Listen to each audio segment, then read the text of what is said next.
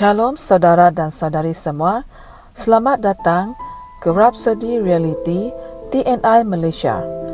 Pada kali ini, saya akan membawakan satu mesej yang bertajuk Berwawasanlah dengan Injil, hasil nukilan Pastor Chris Oyakhilome. Sebelum itu, mari kita sama-sama merujuk di ayat Roma 15 ayat 19 hingga 20.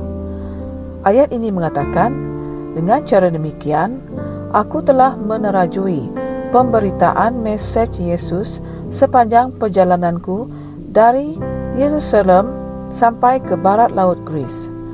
Semua ini telah menjadi kerja perintis dan membawa mesej itu hanya ke tempat-tempat di mana Yesus belum dikenali dan disembah.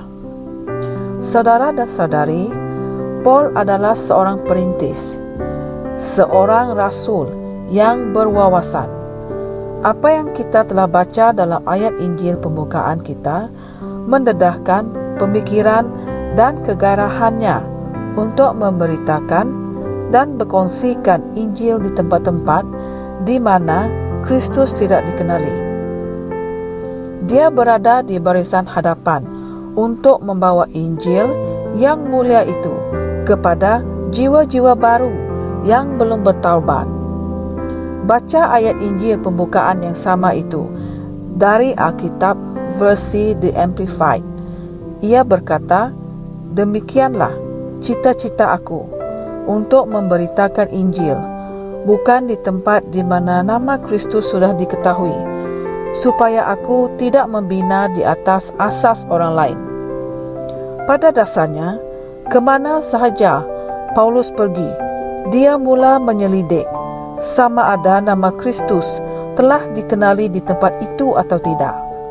Dan apabila dia mendapati bahawa Injil telah dibangunkan di kota itu, dia akan segera bergerak ke kota dan wilayah baru di mana mesej itu tidak diketahui dan memulakan kerja merintisnya itu. Inilah jenis pelayanan yang Paulus miliki, penglihatan yang sentiasa meningkat. Ianya tidak bererti bahawa Paulus mengabaikan tempat lain dan hanya mencari tempat di mana Kristus tidak diberitakan. Tidak. Bacalah kenyataan yang dia buat sebelum apa yang kita telah baca dalam ayat Injil pembukaan kami. Sebab aku tidak akan berani berkata-kata tentang sesuatu yang lain, kecuali tentang apa yang telah dikerjakan Kristus olehku, iaitu untuk memimpin bangsa-bangsa lain kepada ketaatan, oleh perkataan dan perbuatan, oleh kuasa tanda-tanda dan mukjizat-mukjizat, oleh kuasa Roh Allah, sehingga dari Yerusalem sampai ke Illyricum, aku telah memberitakan sepenuhnya Injil Kristus. Dalam ayat Roma 15 hingga 18 ke 19. Fikirkanlah hal ini. Contohilah penglihatan seperti Paulus, di mana kamu mengambil peta bandar kamu dan mengkaji di mana terang Injil masih malam atau tidak wujud, dengan matlamat untuk bergerak bersama Injil. Jika ada tempat-tempat yang kamu tidak boleh pergi secara fizikal, kamu boleh menghantar Alkitab dan Rhapsody Reality.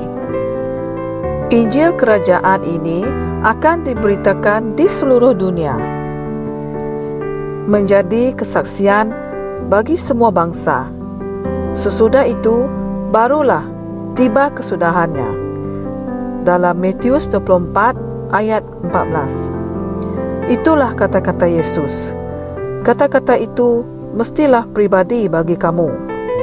Hendaklah kamu menjadi bersemangat untuk menyebarkan mesej Injil, bukan saja di lingkungan kawasan kamu, tetapi juga di luar lingkungan kawasan kamu. Bangunkanlah sel-sel kumpulan baru, persekutuan baru, dan gereja baru di tempat yang kamu sedari bahawa semua itu tidak wujud. Jika kamu seorang pastor atau ketua sel, jadilah seorang yang berbeza. Jadilah pemimpin yang berwawasan. Tubuhkanlah barisan baru untuk Injil. Amanat Tuhan masih berkuat kuasa. Dia berkata dalam Markus 16 ayat 15, "Pergilah ke seluruh dunia, beritakanlah Injil kepada segala makhluk." Masih ada jiwa yang belum mendengar Injil ini. Luaskanlah penglihatanmu dan bergeraklah dengan pantas ke tempat-tempat ini dengan Injil.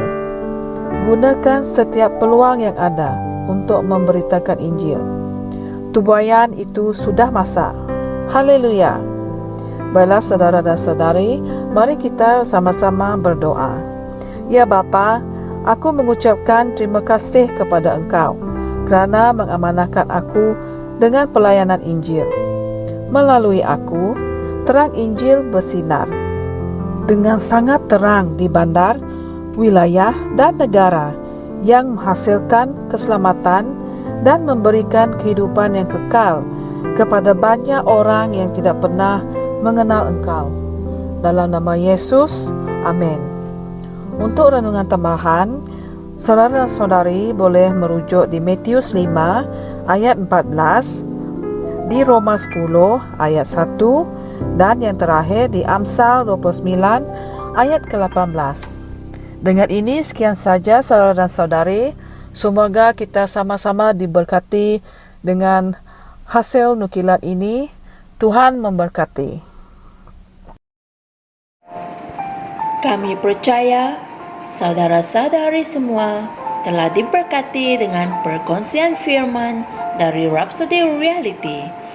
Bagi sesiapa yang ingin menjadikan Yesus Kristus sebagai Tuhan dalam kehidupanmu, kamu boleh mengucapkan doa ini bersama dengan saya. Ya Tuhan Allah, aku mempercayai Yesus Kristus, Anak Allah yang hidup dengan sepenuh hatiku. Aku percaya Dia telah mati untukku dan Allah telah membangkitkan Dia dari kematian.